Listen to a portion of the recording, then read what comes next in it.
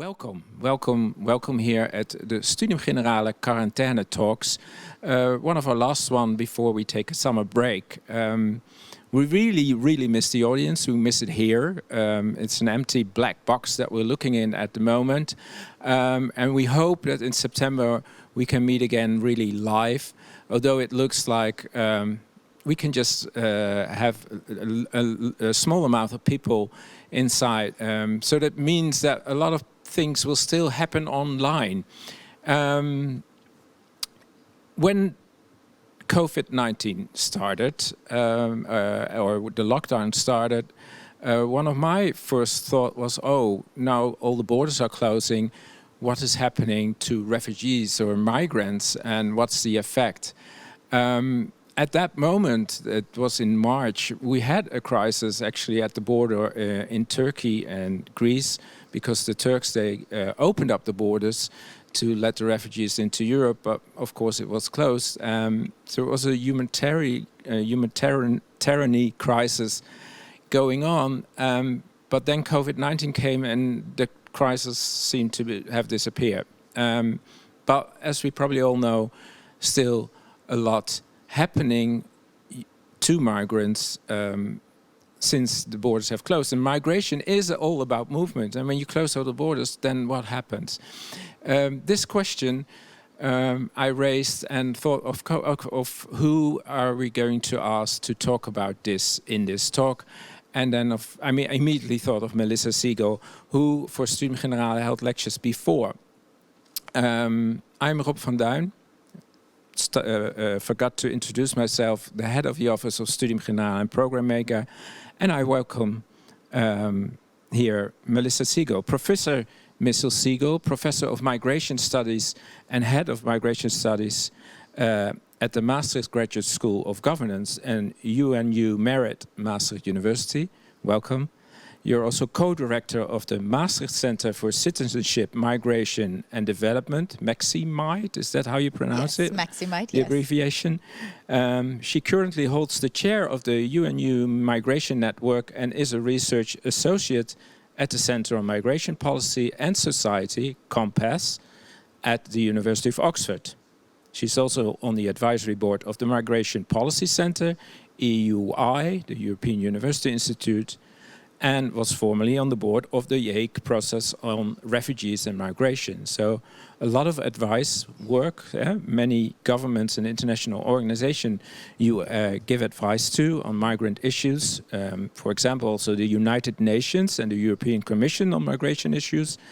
Your main research interests lie in the causes and consequences of migration, with a strong emphasis on the linkages between migration and development. And that, of course, will be also the main topic of our talk. Welcome. How have you experienced the lockdown in relation to the migration crisis or the migration things happening at that moment? Yes, well, thank you so much for having me here and giving me the opportunity to also speak a little bit about migration in these very special times. I think already even from a very personal perspective, so I am a migrant in the Netherlands myself. I'm American living in the Netherlands, and I also realized for myself that if I wanted to go back to the United States and see my family, that would not be as easy as it was in previous times. And for many of my students here at Maastricht University, coming from many different countries and many different backgrounds, I realized for them that they often had to make a choice very, very quickly whether or not they wanted to return home or not, because many borders were closing. And what I did see was that several of my students even got so-called stuck in Europe because their own home countries closed the borders and wouldn't even let citizens come back. So we've really seen a huge shift in not just migration, but mobility during this period with border closures and restrictive movements in general. So not just border closures, but there have been huge restrictions and movements even internally in countries. So it's been highly affecting mobility. It's often the case when we talk about migrants, we have this image of those wanting to get into Europe and who are stuck in refugee camps at the border. But you already addressed that if you talk about migrants, you also talk about students. You also talk about expats working in different countries. And actually, the refugees are a smaller part of all the migration streams that are going around the world and people who are moving. Still, again, we do see a lot of problems at those borders where we have the refugees camps, et cetera, et cetera. So when we talk about migrants, that often pops up and is one of the main issues. But when we think about why people migrate, it often also has to do, of course, with finding new opportunities, finding a job, or getting a better life, making money, maybe to send to people abroad. The economic consequences must be very large, and maybe we don't see them yet, but I mean, all those migrant workers, for instance, in India, where we had this exodus of migrant workers that make our stuff that we wear, whatever, they're on the move, and now they have to stop, or they can't work, or how do you look at that? Do you always see numbers or figures, or do you see situations where things are happening on the economic side? So absolutely. I do think, as you said, it's one of the common misconceptions sometimes from the general public with regard to migration is that, it's mainly poor people fleeing their countries, maybe because of war or persecution. But in reality, actually, we see around 270 million international migrants in the world today, and only around 26 million of those are actually refugees. And refugees are then people who cross an international border because of war, persecution, violence, and many other things. Of course, we also have a lot of internally displaced persons that are not able to actually cross an international border. But if we look at all the different types of migrants, as you were mentioning, actually the majority of migrants today are labor migrants. And this could be highly skilled migration, this could be low skilled migration, it could be medium skilled migration. And we're seeing a huge effect now on those people in the labor markets where they are. So let me just give you an example. In the countries that we know right now are most affected by corona, at least with the data that we currently have, more than half of the world's migrants actually reside in the countries that are most affected by the COVID-19 situation right now, which means that we're actually seeing kind of three different crises right now for migrants. One, we have a global health crisis, which is also very much affecting migrants and all different kinds of migrants. Additionally, we have another crisis, which is a protection crisis. I say a protection crisis because, one, because of border closures, even people who would normally be trying to seek asylum, fleeing their countries because of war, persecution, generalized violence, are actually not having access to that protection at the moment because borders have been closed and they are not discriminating based on why people are moving or those needs. So those are already two crises that we're seeing for migrants. And then a third crisis is a socioeconomic crisis that is very clearly happening. So not only are migrants in these countries highly affected by the COVID situation, meaning also highly affected by business closures, economic downturns, then they're often also exactly in the jobs that are most affected or most hit with an economic perspective. So for instance, situations of the service sector. So in many countries, migrants are disproportionately found in service sector jobs, and those are exactly jobs that have been highly hit in this crisis. So things like cafes, restaurants, bars have all had to close, and then that also has kind of disproportionately affected migrants. And what that means then is that migrants don't have the same resources to send back to their families in their countries of origin that they normally have. And these families really count on that money for their own existence and their own livelihoods. Yeah, these are called remittances. Exactly. Can you explain a little bit more about the importance of this money sent back to family from like developed countries to developing countries? Mm-hmm. So yes, actually in 2019, we saw a peak in these remittances, as they're called, so the money that are sent back to home countries. Just to be clear, remittances are sent all over the world, also from developed countries to other developed countries, but we do see the largest impact in the sending of money back to low and middle income countries. And we had a peak in this in 2019. And what we're seeing now is the World Bank, at least, is estimating a drastic reduction in the amount of remittances in 2020. So they're already estimating a 20% decrease in this money for a variety of reasons, which I can come back to. But for most of the families and even communities in these countries of origin, as we call it, so where the migrants are originally coming from, this money is actually extremely important for livelihoods. So in many cases, the remittances that are coming back constitute more than 50% of household income. It allows children to go to school. It allows houses to be built and roofs to be put over people's head. It allows for better food consumption and a variety of food. It also generally allows for better access to health care. So when this money is being hit without a good possibility to mitigate that risk, you can really see how this current situation is not only affecting the situation of the migrant in the country of destination, but highly affecting the economic well-being of those families who are back in the countries of origin. And do already stories or data reach you about the effect actually now happening to? I mean, is it true, the 20%, that's clear, but can you also see it in the countries? You can see it in the countries, and there are quite a few countries that are very worried about this, actually. So yesterday I was even on a webinar with several different countries and governments who were highly concerned about the fact that they're already seeing reductions in remittances in their countries, and that's compounded on a poverty situation, and also because of lockdowns, many people not being able to work in those countries.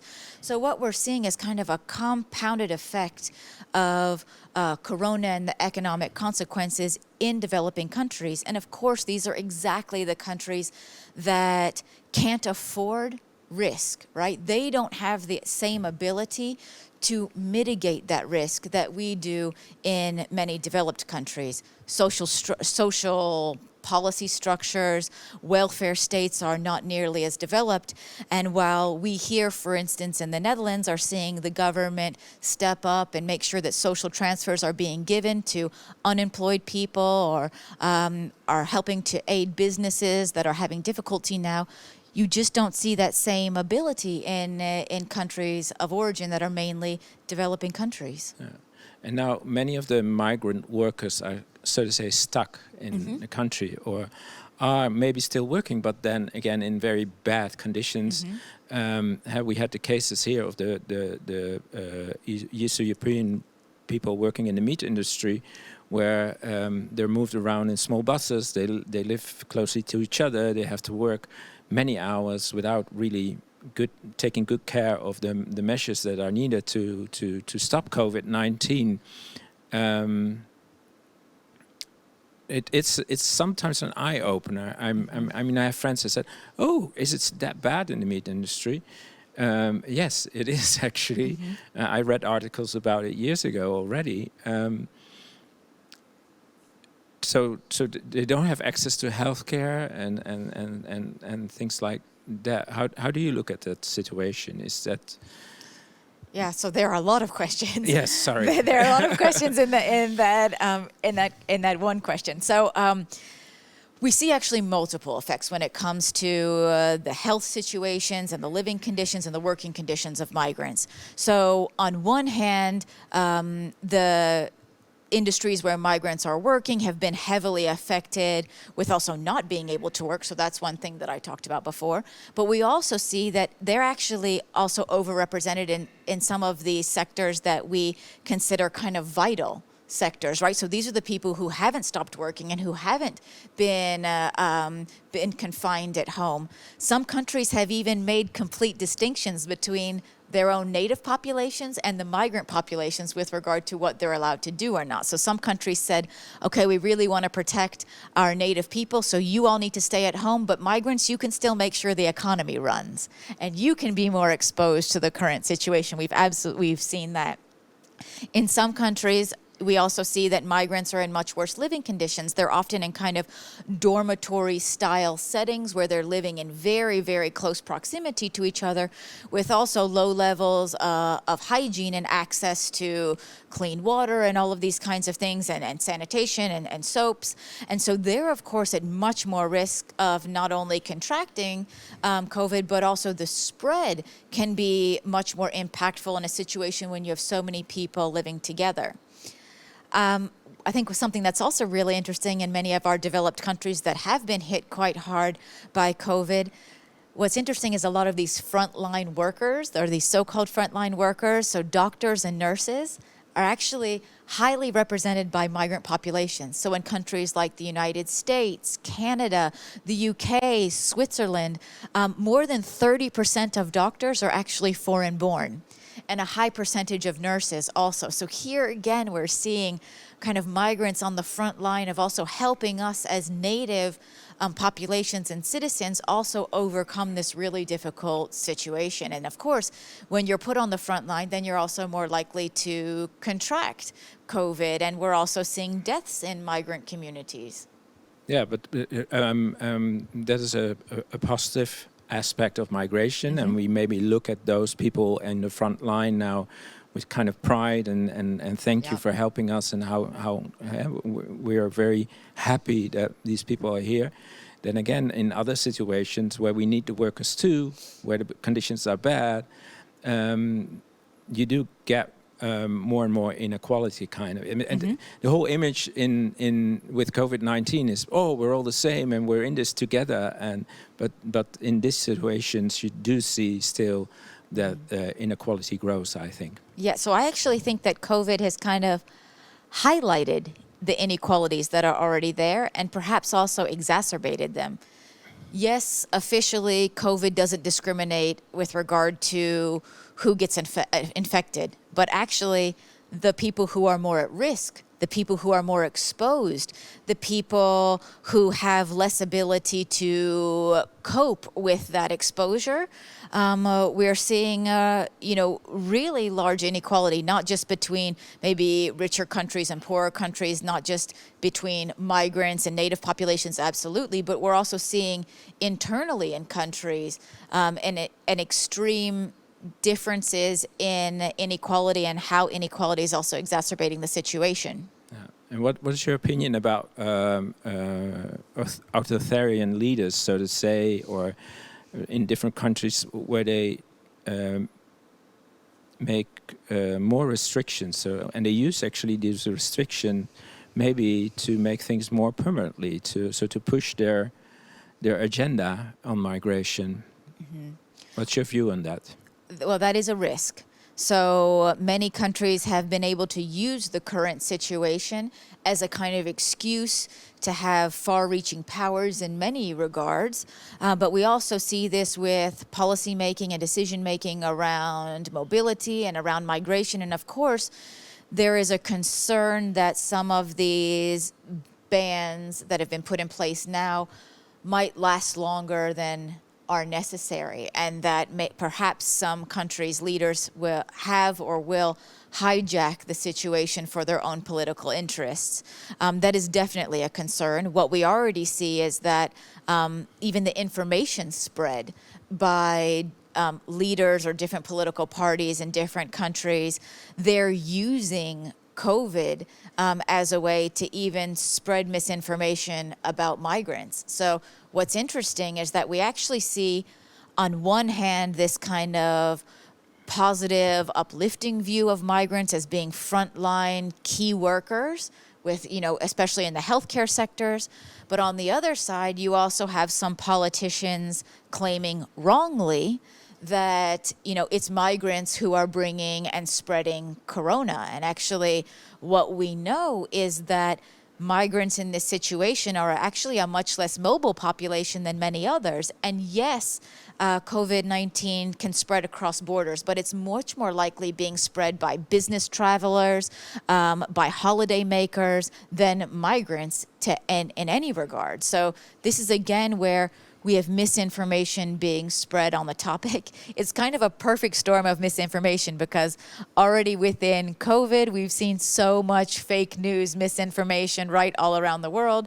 And we historically see the same with regard to migration. And you put those two things together and it's kind of a perfect storm of misinformation. Yes. Well, if we look at refugee camps and we see the bad situations there, people have bad hygiene and they're living closely together. We have the idea, and I'm not sure if that's already true, that it's like a very good ground for COVID-19 to spread around, and then I can imagine once you think of those people coming here, then you're bringing the COVID in. So that's, I mean, I'm playing the advocate of the devil. Like, it's not my opinion, but I can imagine how it goes in your mind. Yeah, well, I mean, mobility has been highly restricted already, so that's not even very possible. I mean, you are right that the situations that many refugees and internally displaced people are living in camps are quite deplorable. They are breeding grounds for the spread of disease in general. And a lot of actions are being taken now by the international community, the International Organization for Migration, UNHCR, so the UN Refugee Agency, also to really try to mitigate the spread in camps, for instance. But you also have issues of kind of peri-urban slums. So in many countries, rural to urban migration is also happening. And what happens is you get a lot of kind of slum-like areas around cities. And those are with a lot of internal migrants. And of course, in slum-like situations, you again have breeding grounds for the spread of disease in general. But it is not that migrants as such are those that are spreading this disease. There's also this, there was in the paper last week, situation on the border of Colombia and Venezuela, where the Colombians say you have to move back. Venezuela, Maduro first said, oh yes, come back, there's nothing wrong in Venezuela. So, but now he's saying, no, stay out because you're bringing in COVID-19. So I feel like refugees or migrants are just moved around depending on the ideas of these politicians, and they're using this situation absolutely for the better of their own good. So the situation, I mean, many of these kinds of things were already happening previously, but maybe not to as large of an extent. And now COVID is being used as a kind of legitimate excuse for these things to happen. So a lot of these things are called pushback policies, and pushback policies have always been kind of either against international law or at least from international norms seen very, very negatively. But what we're seeing now is that countries are doing that more and more, basically saying, oh, you want to come here? No. Because of the pandemic situation now, we're going to need you to not come in here.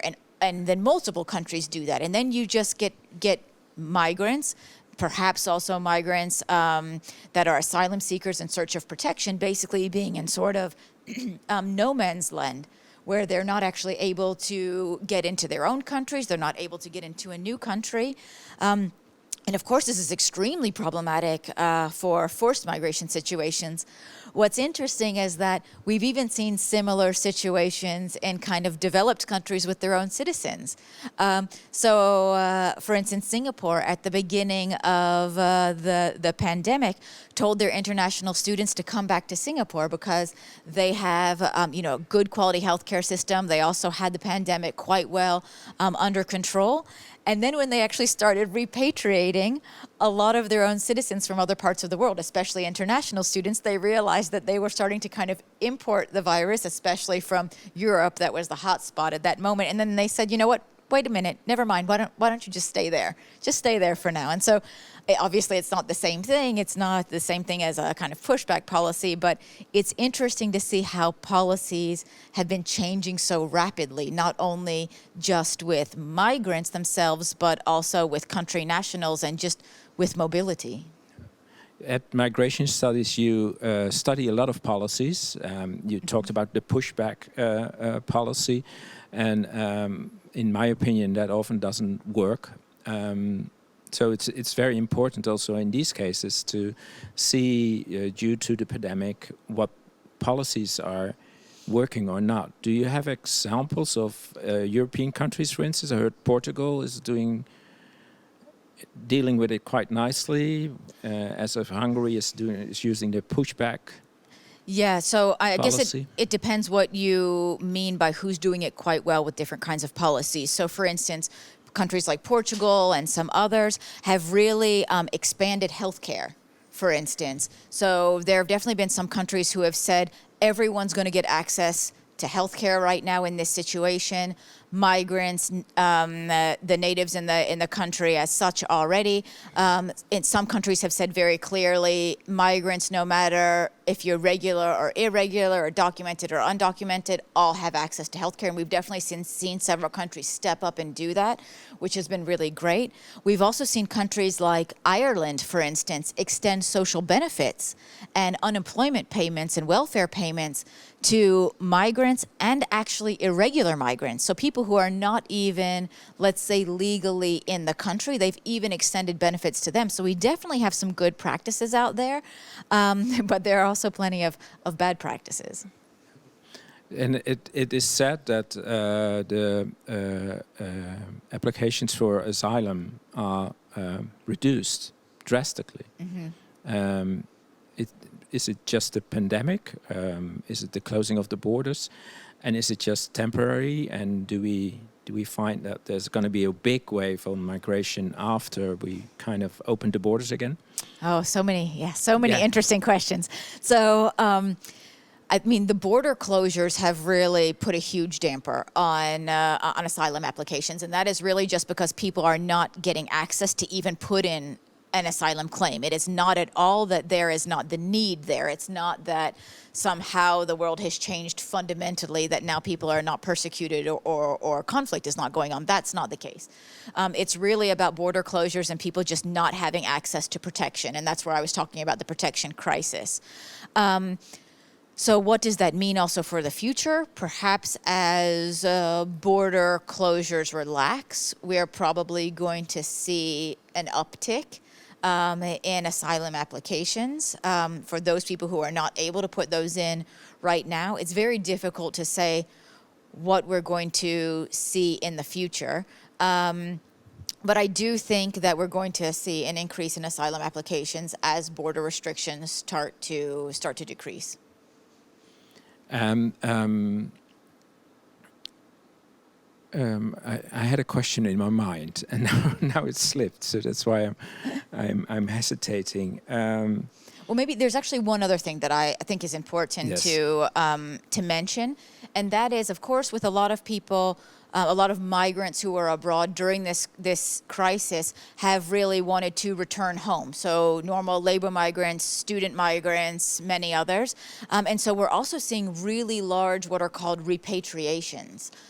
India has seen, I think, the largest repatriation of any other country in the world. They're expecting up to 1.8 or almost 2 million people to actually come back to India over this period.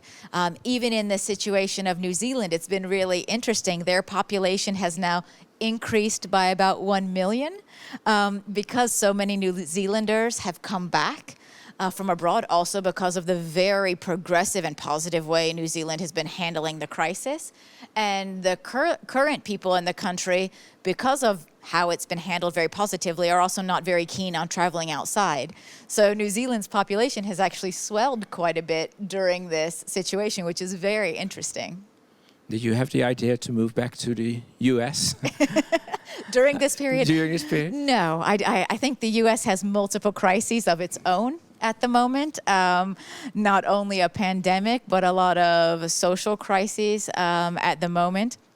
So I don't think it's actually a country that many Americans are saying that they really need to return to at the moment. I said at the beginning that migration is about movement. Yes. But your job is also about movement. Yeah. You have to travel to meet people and look at the situations or give advice at international organizations or whatever. Yes. A stop came to that. How do you handle that? Yeah, it's very interesting because for the people that know me, I'm just traveling constantly all around the world. And I think one of the biggest questions I get are, how has your life changed or how have you been affected by the lack of traveling? And it's absolutely the case. So, normally I would have been in Kenya right now teaching public officials there and I'm here. So what we're having to do is also find a lot of new and innovative ways to meet each other. We're having to find new and innovative ways to make sure that we're able to spread good, positive information that's grounded in facts, and that's why there are things like this going on. So I really appreciate that. So I would say the nature of my job has changed quite a bit with the platforms that I'm using now, and it's a really good opportunity, I think, for all of us to expand our horizons, learn new technology, and learn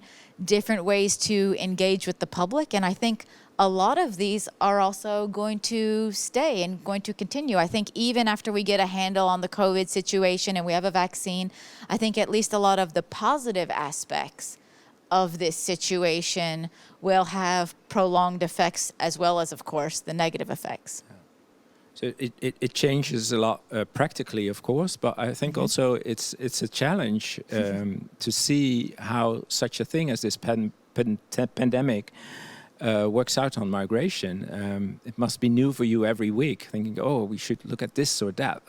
It is. I mean, it's incredible the pace and the speed at which things are changing and new information is coming out. I mean, it's so difficult to keep up with in a way as to what policy has changed from one day to the next in that country or that country and what's happening there or there. So yes, the pace of change is extreme at the moment. Again, I mean, also if we come back to inequality, another issue that we see very much is that even with the nature of our work and how that's changed, how it's been relatively easy to adapt using using different and technologies and new technologies in our parts of the world. And that's been more difficult in other parts of the world just because of lack of access to technology, to stable power, to good internet connections, and capacity. And I have seen that myself in that, we made a very quick and easy switch over to online teaching at Maastricht University, and that worked quite well here in a developed country. But if I try to do the same thing in many of the developing countries that I normally teach in, we come across many more barriers. And so these are really things we need to be working on for the future. Yeah, and these barriers also in education will still be there after the summer, because at the institutes you work, a lot of students come from far away, from developing countries also, where maybe they don't have access to all the things needed to follow the education online. Exactly. It is, I want to wrap it up. I don't know if you have something to add that we missed. Well, I think what's most important is to really understand that migration is multifaceted, that the people who are being affected are all across the world, and that migrants are often in more vulnerable situations already in countries of destination. And the current pandemic has put them in an even more vulnerable situation. And what we're seeing also is that the labor market has been affected, remittances have been affected, even ability to send money home has actually been affected. Even if people do have the money, then a lot of the shops where they normally send money back home through money transfer operators have been closed, and they haven't even been able to physically send the money. So there are a lot of countries, international organizations right now trying to deal with these difficulties, but there's so much more action that really needs to be taken in these different arenas. And I think we need to make sure that migrants are protected and are in a less vulnerable situation, and that we, as soon as possible, try to make sure that they can get that so needed lifeline of money back to their families in their countries of origin as soon as possible. I thank you for that. I thank you for putting this on the agenda with us. Also, I want to direct the audience or those who are watching to the YouTube channel of Melissa Siegel. Very many small videos, interesting interviews. I think this topic is very important. And now that we're dealing with COVID-19 within our own community, it is really time, if it wasn't already weeks ago, to look broader and look also at the people behind our borders and in different countries, in different situations, often very bad. So thank you very much. I hope to see you back at Studium Generale, hopefully live. I thank the Muziekgieterij for having us here. It's really nice to have been able to use this studio. Probably we'll be back also here in the Muziekgieterij, but also live at the university soon in September. Thank you all. Thank you, Melissa Siegel. Thank you very much.